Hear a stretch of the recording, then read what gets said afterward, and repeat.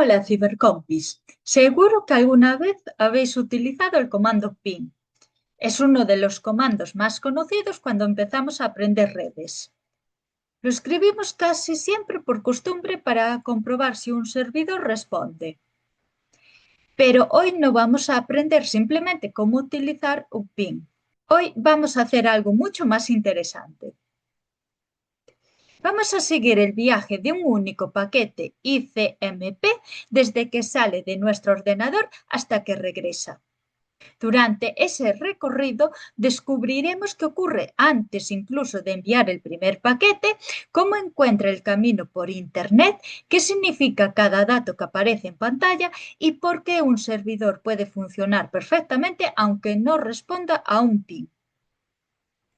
Cuando termines este vídeo, nunca volverás a mirar el comando ping de la misma manera. Vamos a comenzar. Antes de seguir el viaje de nuestro paquete, necesitamos conocer al protagonista. Ping es una herramienta de diagnóstico de red cuyo objetivo es comprobar si otro dispositivo es accesible a través de una red IP. Aunque muchas personas lo utilizan casi a diario, existe una idea equivocada muy común. Algunos piensan que ping utiliza TCP. Otros creen que utiliza UDP, pero realmente no utiliza ninguno de los dos. Ping funciona gracias a un protocolo llamado ICMP, cuyas siglas significan Internet Control Message Protocol. ICMP no fue diseñado para transportar páginas web, correos electrónicos o archivos. Su función principal es enviar mensajes de control, diagnóstico y notificación entre dispositivos de red.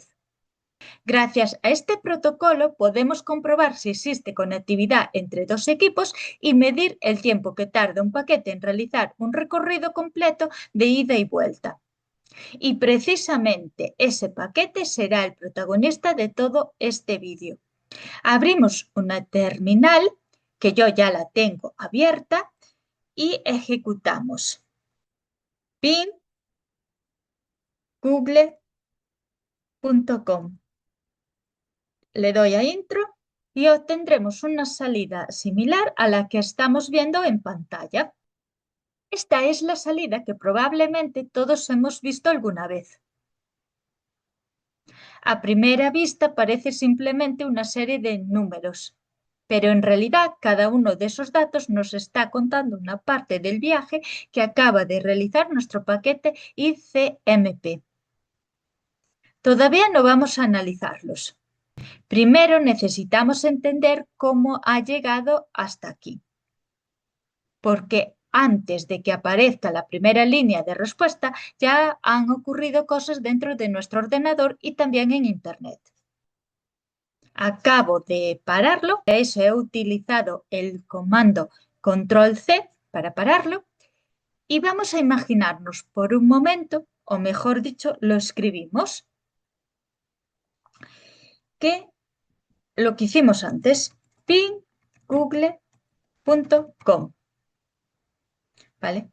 Le doy a intro y lo mismo de antes, nos empieza otra vez con el proceso. Nosotros vemos un nombre, google.com, pero nuestro ordenador tiene un problema. Él no sabe dónde está Google. Los routers que forman Internet no trabajan con nombres, trabajan únicamente con direcciones IP. Eso significa que todavía no puede enviar el paquete ICMP, pues antes necesita descubrir cuál es la dirección IP asociada a ese nombre. Y aquí aparece un proceso que ya conocemos gracias al vídeo dedicado a Digmastrace. Nuestro ordenador realiza una consulta DNS. Pregunta cuál es la dirección IP correspondiente a google.com. Cuando obtiene la respuesta, ya dispone de toda la información necesaria para comenzar el viaje.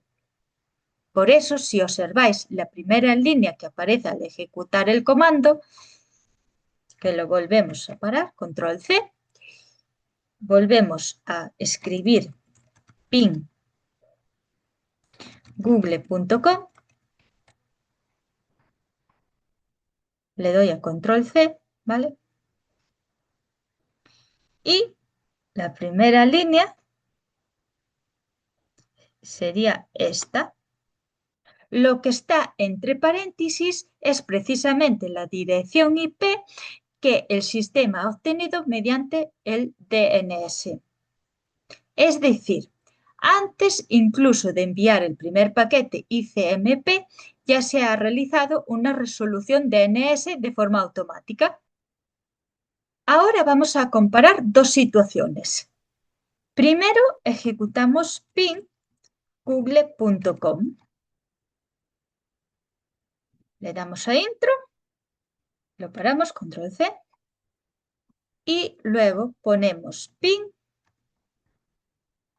8.8.8.8, le damos a intro.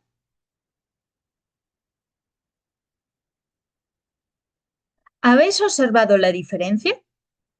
En el primer caso hemos utilizado nombre del dominio. Eso obliga al sistema operativo a consultar previamente el DNS para averiguar cuál es su dirección IP. Sin embargo, en el segundo caso ya hemos escrito directamente una dirección IP. Nuestro ordenador ya conoce el destino.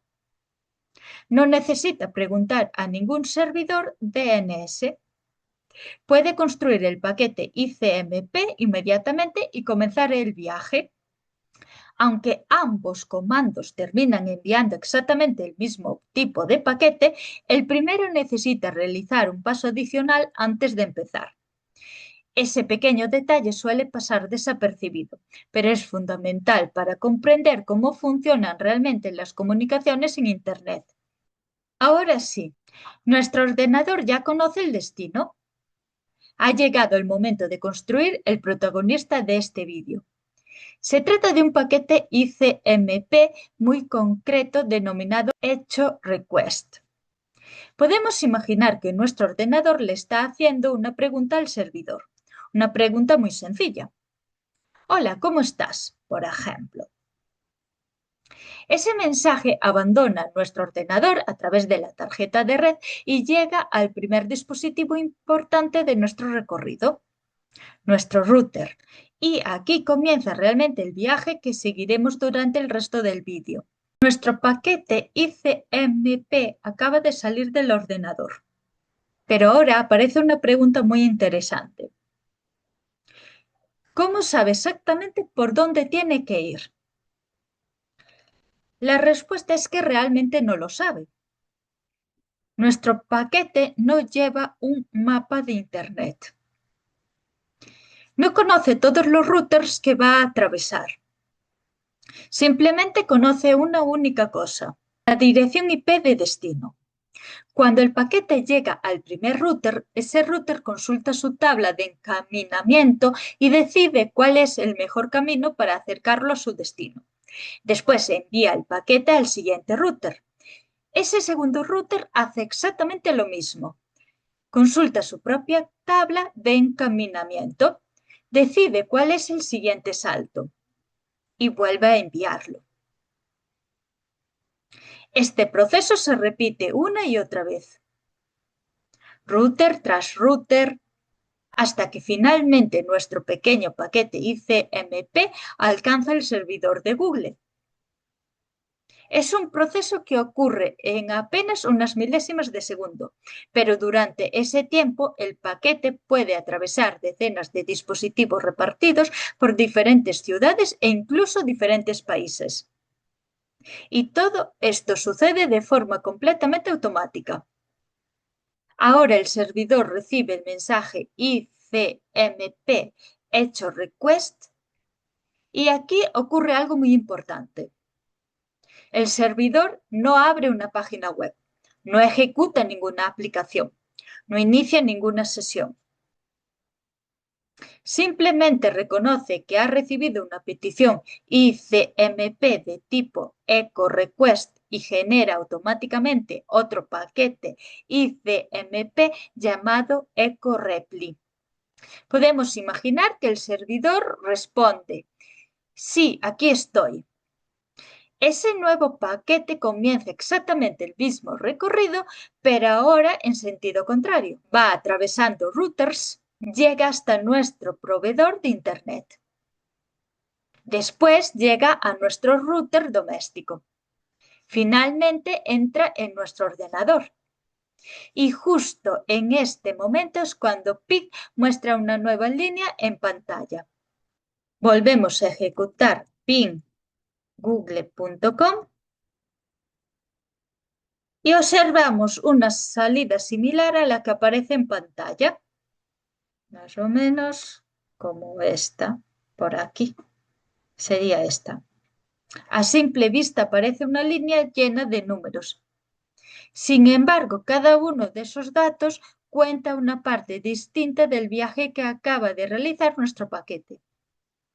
Vamos a analizarlo uno por uno. Lo paramos. Lo primero que vemos son 64 bytes. Este dato indica el tamaño de los datos contenidos en la respuesta ICMP que acabamos de recibir. Es importante aclarar una cosa. Esos 64 bits no representan el tamaño completo del paquete que ha viajado por Internet. Además de esos datos, existen otras cabeceras, como la cabecera IP y la cabecera ICMP, necesarias para que la comunicación funcione correctamente. Pero PIN únicamente nos muestra el tamaño de los datos transportados por el mensaje ICMP. El siguiente dato es el from. Aquí vemos la dirección del IP del servidor que acaba de responder. Recordad que al principio del vídeo explicamos que nuestro ordenador había realizado previamente una consulta DNS. Gracias a esa consulta ya conocía esta dirección IP. A partir de este momento, toda la comunicación se realiza utilizando esa dirección IP y no el nombre del dominio. Los routers nunca trabajan con nombres como google.com. Siempre trabajan utilizando direcciones IP. Ahora nos venimos a esta parte de aquí. ¿Vale? Este valor representa el número de secuencia de cada petición ICMP. La primera petición tendrá el número 1. En este caso, estamos en la 14. Y si bajamos un poquito en la misma columna, vemos que viene el 15, el 16, 17, 18 y así sucesivamente. Puede parecer un dato poco importante, pero resulta muy útil para detectar pérdidas de paquetes. Imaginemos una situación como esta. Tenemos el ICMP SEC igual a 14 y de repente nos aparece el ICMP SEC igual 16 y el ICMP SEC igual 17 y el resto así sucesivamente. En este caso, lo que habría sucedido es que el paquete número 15 faltaría. Esto significa que durante el recorrido ese paquete se perdió o nunca llegó a regresar. Gracias al número de secuencia podemos detectar fácilmente este tipo de problemas. El siguiente dato es probablemente uno de los más conocidos. Todavía no vamos a explicarlo en profundidad porque dentro de unos minutos dedicaremos una sección completa al TTL. Por ahora, basta con saber que este número está relacionado con la cantidad de routers que ha atravesado el paquete durante su recorrido. Dentro de un momento veremos exactamente cómo funciona y por qué es uno de los mecanismos de seguridad más importantes de Internet. Y finalmente tenemos esta columna de aquí, que es el tiempo. Este valor indica cuánto tiempo ha tardado el paquete en completar todo el viaje. Y cuando decimos todo el viaje nos referimos a todo. El paquete sale de nuestro ordenador y viaja hasta Google. El servidor genera la respuesta y esa respuesta vuelve nuevamente hasta nuestro equipo.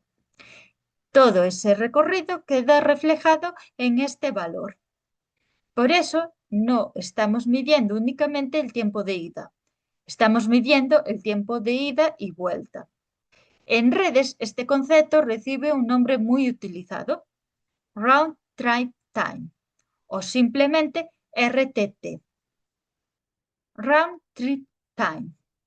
El RTT representa el tiempo completo que tarda una comunicación en salir de nuestro ordenador, llegar al destino y regresar. Incluye 3 fases. Primero, el viaje de ida. Después, el tiempo que el servidor tarda en procesar la petición.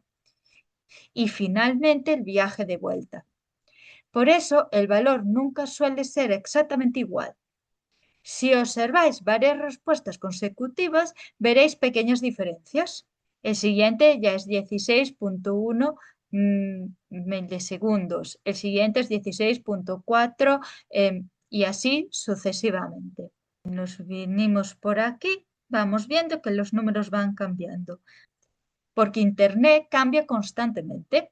Puede haber más tráfico, un router puede estar más ocupado que otro, o incluso el paquete puede seguir una ruta ligeramente distinta. Todo eso influye en el tiempo total que tarda la comunicación. Y precisamente ese tiempo es lo que conocemos como latencia. Una latencia baja suele traducirse en una comunicación más rápida y fluida. Vamos a realizar una comparación muy interesante.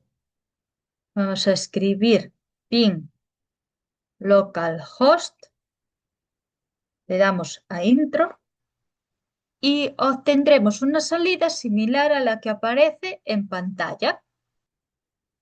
Ahora hacemos exactamente la misma prueba con Google. Control C para pararlo y escribimos ping google.com. Le damos a intro y ahora obtendremos algo parecido a esto de aquí, esta línea primera de aquí. Fijaros en el tiempo de respuesta. En el caso del localhost, el tiempo es prácticamente instantáneo. Recordad que es esta parte de aquí. Sin embargo, cuando hacemos ping a Google, el tiempo aumenta hasta varias decenas de milisegundos. Bajamos aquí, ¿vale? Nos ponemos en esta línea de aquí y sube a 17.8 milisegundos. ¿Por qué ocurre esto? La respuesta está en el recorrido que realiza nuestro paquete. Cuando ejecutamos ping localhost, el paquete nunca abandona nuestro ordenador y el sistema operativo detecta que el destino es el propio equipo y utiliza una interfaz muy especial llamada loopback. La interfaz de loopback es una interfaz virtual que permite que un ordenador pueda comunicarse consigo mismo. No utiliza la tarjeta de red física. No envía información por el cable Ethernet. No utiliza la red Wi-Fi. Ni siquiera llega al router. Todo el recorrido ocurre dentro del propio sistema operativo. Es como enviar una carta y dejarla directamente en el buzón de tu propia casa. Por eso la respuesta llega prácticamente de forma inmediata. Normalmente hablamos de unos pocos centésimos o milésimos de segundo. Ahora pensemos en el segundo caso.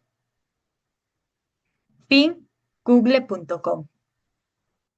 Aquí la situación cambia completamente. Nuestro paquete sale del ordenador, llega al router de casa, después entra en la red de nuestro proveedor de Internet, a continuación atraviesa numerosos routers repartidos por diferentes ciudades, algunos incluso pueden encontrarse en otros países, y finalmente llega a uno de los centros de datos de Google. Allí el servidor recibe nuestro echo request. Genera un echo repli y comienza exactamente el mismo recorrido de regreso. Todo ese viaje necesita tiempo Y precisamente eso es lo que mide el campo time. No mide únicamente cuánto tarda Google en responder. Mide el tiempo total que necesita el paquete para completar todo el recorrido de ida y vuelta. ¿Por qué cambia el tiempo en cada respuesta? Si observáis varias respuestas consecutivas, veréis algo parecido a lo que aparece en pantalla. Es muy raro que todos los valores sean exactamente iguales. ¿Significa eso que existe un problema? En absoluto. Internet es una red dinámica.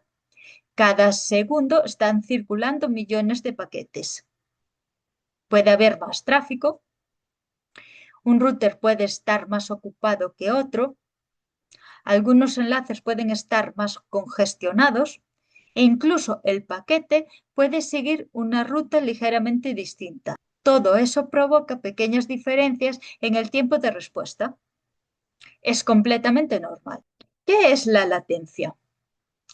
A ese tiempo que tarda una comunicación en viajar entre dos puntos de la red lo llamamos latencia. La latencia no mide la velocidad de Internet. Mide el tiempo que tarda un paquete en desplazarse desde el origen hasta el destino y volver. Es decir, el retraso que existe entre enviar una petición y recibir la respuesta. Podemos imaginar dos situaciones muy diferentes. La primera, queremos hablar con alguien que está sentado a nuestro lado. La respuesta llega casi de inmediato. Ahora imaginemos que queremos mantener una conversación con alguien que se encuentra al otro lado del planeta. Aunque ambos podamos hablar a la misma velocidad, la información necesita recorrer miles de kilómetros. Y eso introduce un pequeño retraso. Con los paquetes ocurre exactamente lo mismo. Cuanto mayor sea la distancia o más dispositivos atraviesen la comunicación, mayor será normalmente la latencia.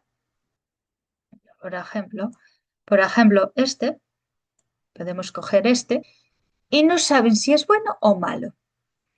La realidad es que depende del contexto. Para navegar por Internet, 20 milisegundos es un tiempo excelente.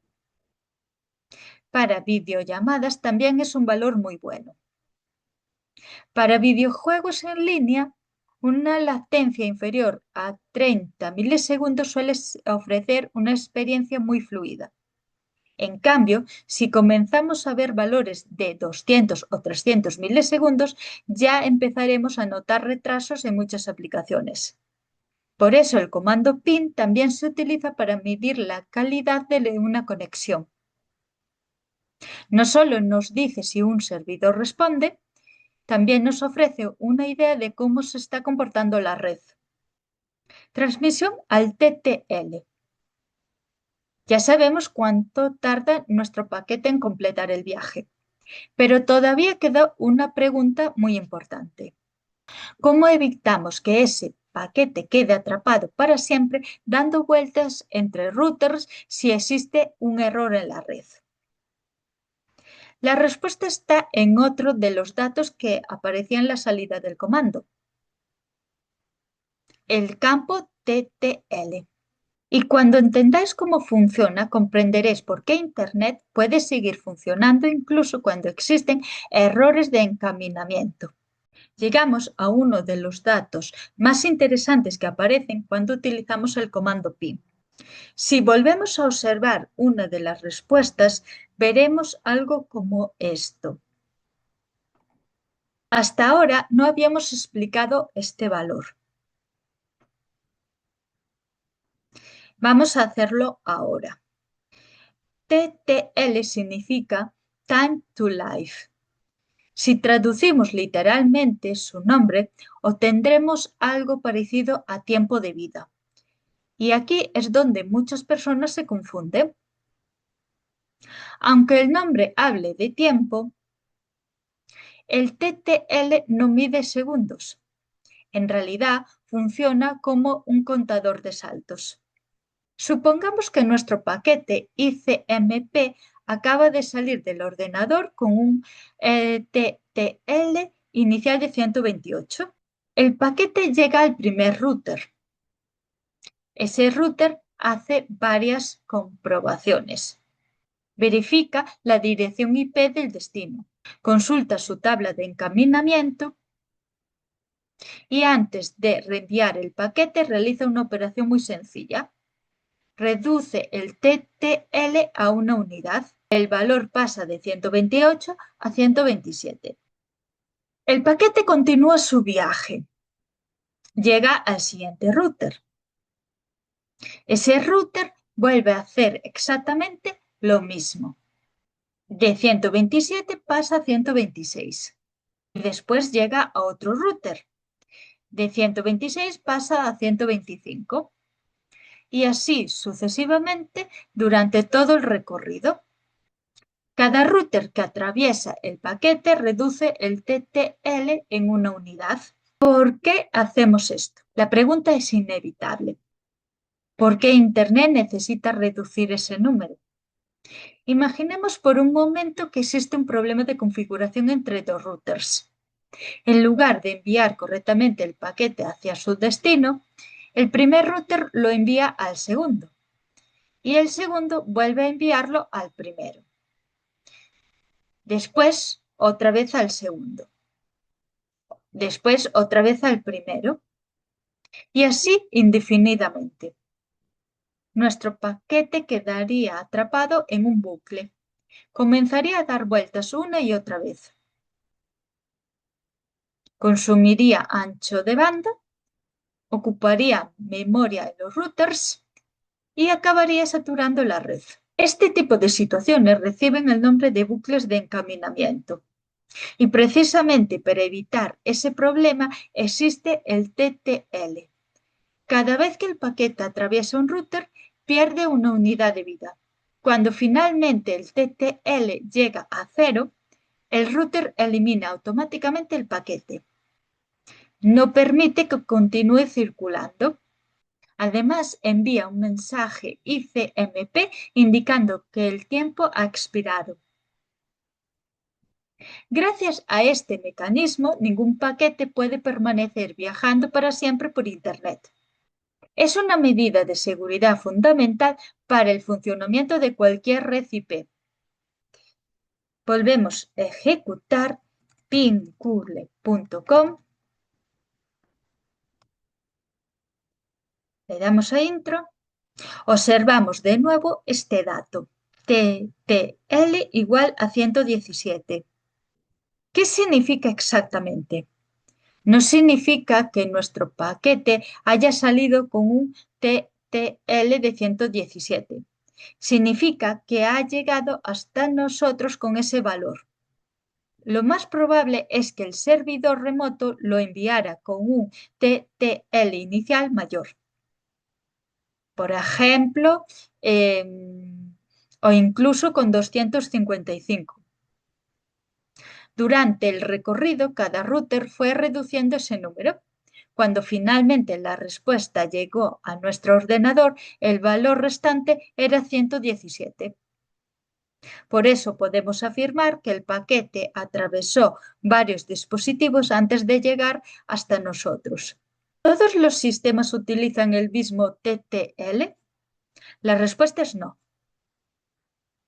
Cada sistema operativo suele utilizar un valor inicial diferente. Por ejemplo, Windows suele utilizar un TTL inicial de 128.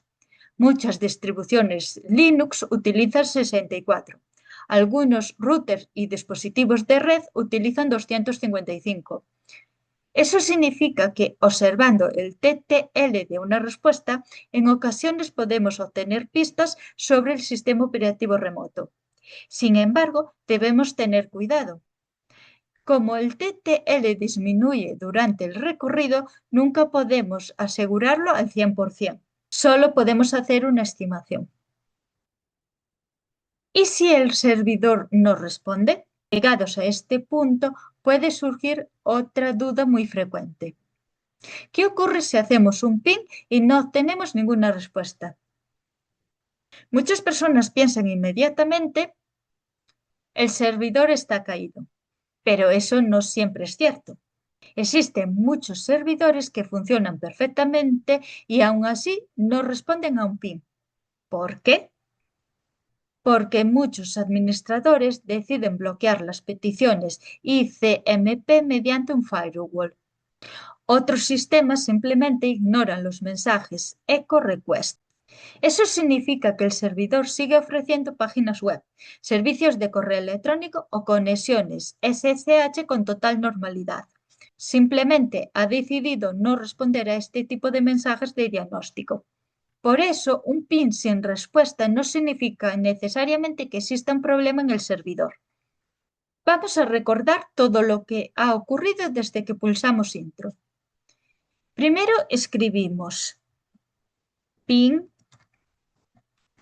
google.com. Le damos a intro. Nuestro ordenador observó que habíamos escrito un nombre de dominio. Realizó una consulta DNS para obtener su dirección IP. Después construyó un paquete ICMP de tipo echo request.